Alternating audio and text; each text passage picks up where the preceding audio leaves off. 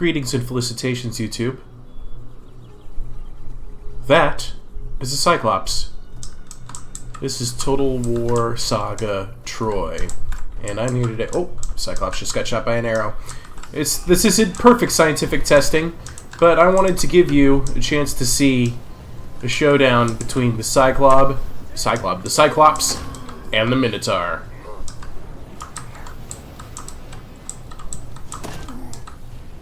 Your hero is under attack. It's a showing of giants and a hero who doesn't know when to get out of the way. That's right. Yeah, get out of the way. Go deal with that other guy. Thank you. So, here's the reason why I'm doing this. This isn't just like a big, giant, non-mythical kaiju showdown. This is actually just out of a desire to bring some points to an ongoing discussion that I've been having with members of the Total War community lately. The Minotaur, is he any good? And how is the Cyclops? And, you know, stuff like that. And I'm firmly in the camp that the Cyclops is so much better than the Minotaur. Let's take a look at some stats here while these guys fight it out. The Cyclops only has 10 armor. It has a pool of 1,100 hit points. It's got a base morale of 90. It moves at a speed of 55 normally, I believe. Like 55 though, remember the magic number here is 45 in most instances. And the, let's see what else. Melee attack, I believe the base value is 60.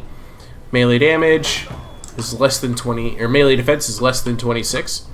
Damage though is an accurate reading. This is 1396 right now.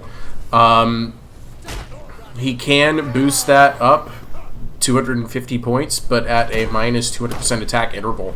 I actually tried this a couple of times using the Cyclops' abilities here, and I learned that, well, I'll let you see what I learned. In this scenario, I'm using the Cyclops' abilities. I'm using Blind Rage occasionally. I'm also using the Boulder Chuck, though it doesn't really do so well at point-blank range. And then there's also the charge bonus. Now, the Minotaur, you can see pretty comparable, actually. It has a base armor of 35.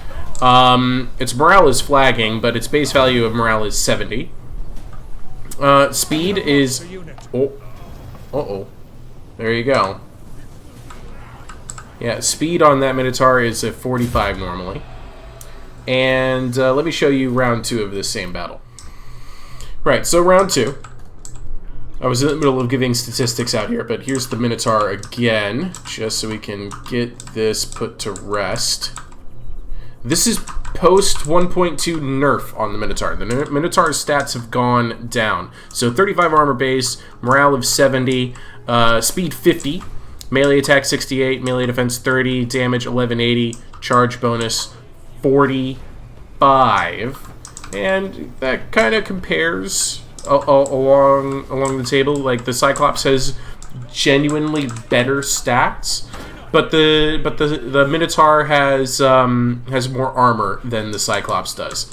All right, so I don't know where. Oh yeah, this is interesting. So the AI activated the Minotaur, what I would consider the Minotaur's signature ability, which is Bull Rush, which just allows him to move without attacking, and it says it tramples targets along its way. I see this ability as broken, and I'm going to show you in another replay what I'm talking about. It just does not do what it's intended to do.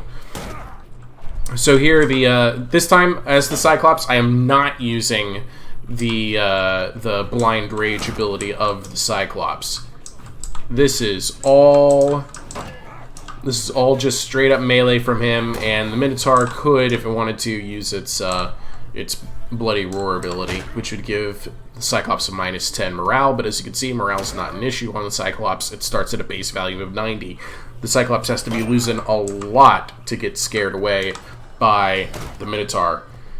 Now, also worth noting is that the Cyclops has an ability down here in the bottom left. You can't really see it, but my mouse is pointing at it. That means it causes fear.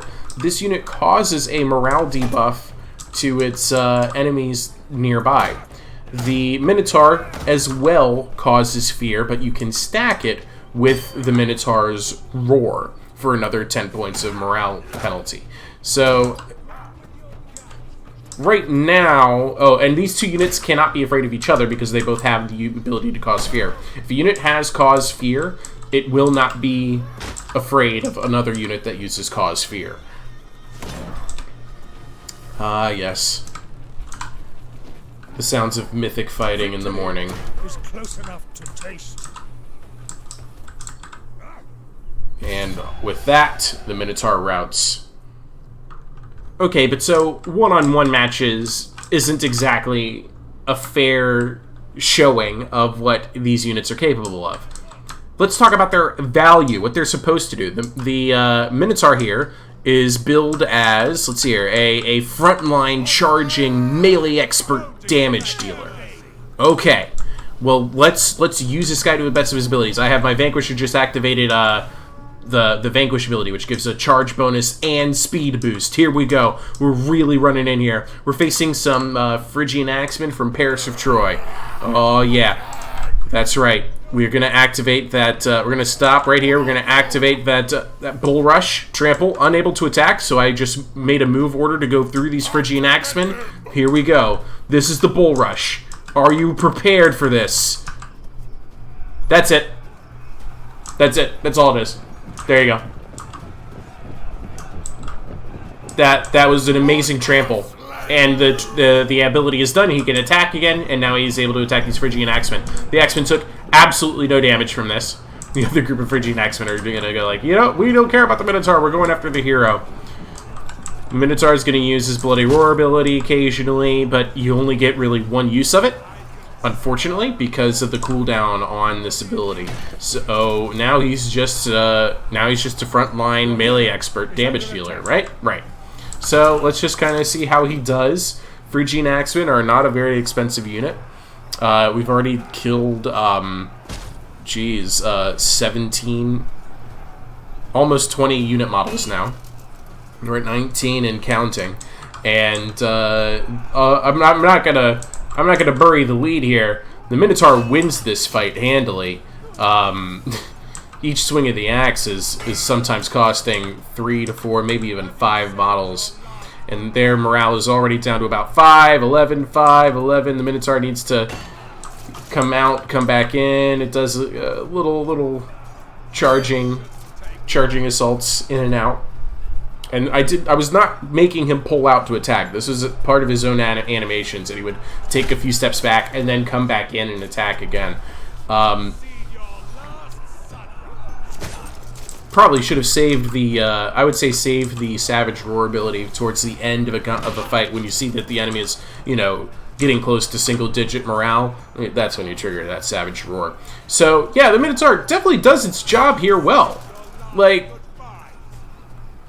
yeah, this is excellent. Okay, but I figured that there's another good way to show off what the Minotaur does, which is maybe instead of using it to attack a single unit in a one-on-one fight, why don't we have him charge and attack an enemy unit that's engaged in combat? Look at the speed he picks up here for this charge. Kaboom. Yeah, like maybe 3 or 4 or 5 models. Victory is close enough to taste. And that was against the unit that, you know, wasn't expecting it. You cowardly dog. And then there you go. But I'm still like, I want to give the Bull Rush another chance to really prove itself. So activate Bull Rush here. This is now against a routing unit. I cannot make an attack order. I can only move through. And he knocks over a couple. They still have 81 unit models. And then since I got him ahead of them, I was like, okay, well, now that the Bull Rush is done, let's just do a regular attack. And that's really all there is to it. The Bull Rush ability on the Minotaur is... It's really underwhelming, to say the least. So I've got one more thing I want to show you, since I showed you the Minotaur at, you know, in a theoretical scenario of at its best. Let me show you the Cyclops. Again, theoretical scenario of it being at its best, right? Right. Let's head back to the battle screen and I'll get it set up. How about, for the purposes of this experiment, I'm gonna do a few more units of Phrygian Axemen. And instead of just the Cyclops, we're going to bring some frontline troops. 4 units of Spearmen should not do well against 4 units of Phrygian Axemen. So the reason I'm doing it like this is because I want to show you... Actually, heck, you know what? Since we're talking about the Cyclops here, there we go. So why the heck not? I just kind of want to show you how and why I believe the Cyclops is so much better than the Minotaur. I've created this, unique battle scenario. The Cyclops is going to be hiding in the forest over here. Okay. Right over there. There we go. Are we hidden yet? Yes, we're hidden. I do believe I am the attacker, however, so I'm not going to be able to maintain this position, but if you can just imagine if I had my line just sitting here on the defense and they came up, they engaged me, and then the Cyclops is able to throw boulders from the flank into this. I'm still going to have the Cyclops throw boulders into the flank, but he can do it while hiding. Here we go.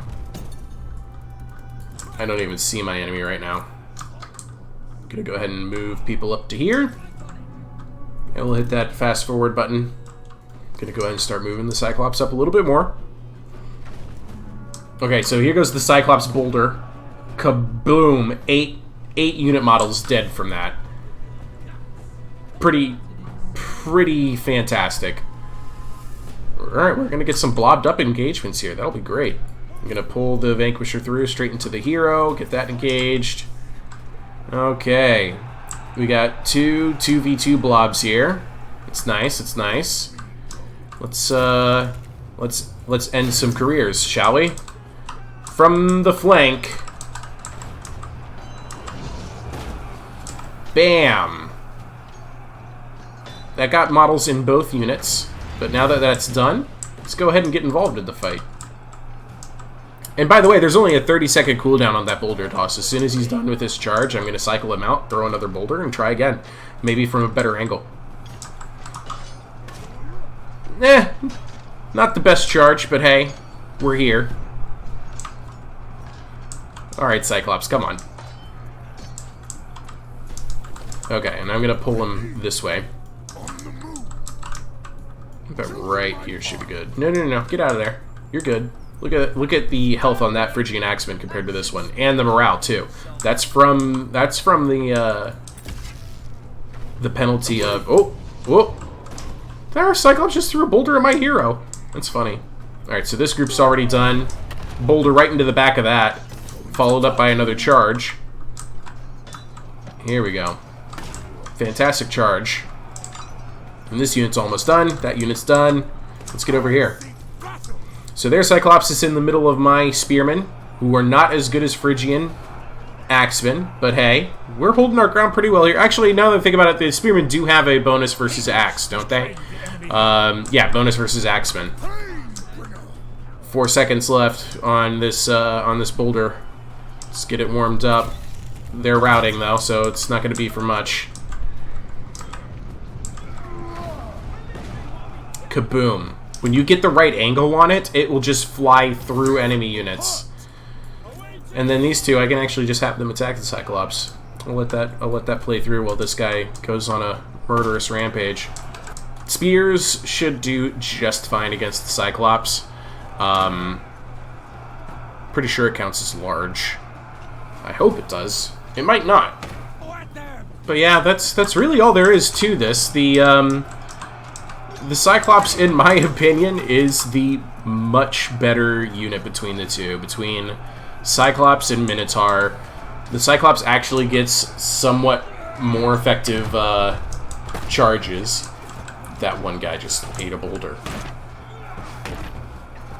The Cyclops does, I think, a little bit better in the one-on-one scenario, but when it boils down to it, it all comes down to, does the unit do the job that it's prescribed to do? The Minotaur recently took a nerf, and while there might have been a debate before about the Minotaur versus the Cyclops, it's now no longer a debate. The Cyclops consistently outperforms... Who are you? They coming back? Yeah, they coming back. That's my Cyclops. Get out of here. End that fight. Thank you. Basically what it boils down to is each unit in Total War has a job that it's prescribed for, that it's supposed to do. And the Minotaur and the Cyclops have very, very similar roles. Let's scare the enemy. Let's deal a lot of damage in close combat, and let's throw boulders. You know, it's the Minotaur just, it disappoints me. That's what I think that's ultimately my conclusion, is that the Minotaur, especially with its bull rush ability activated, it really disappoints me. And I've tried using it in campaign where I'll put the Minotaur in the middle of the front line and fighting with the troops, and then I activate the bull rush to try and pull through, so I can do like some flank attacks or attack from the rears, which would be a beautiful place for the Minotaur. And then I noticed the bull rush ability would just stand there, basically, not trample anything. And then I've tried, okay, well, all right, how about I just did like a regular pull through, get him behind the enemy unit, then activate bull rush, go into the back of the unit that's engaged. Same result, really. It's just as soon as he runs into a person, the bull rush ability stops. There is no real trampling involved. Pretty disappointing in my experience.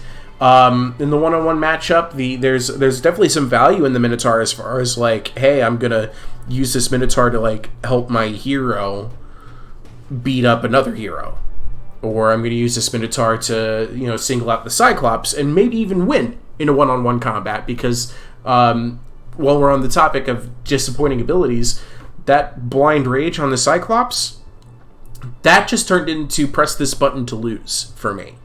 It might be really effective on a charge, but having that minus 200% attack speed for 250 damage did not equate to more damage. There could be an argument to using it on the charge.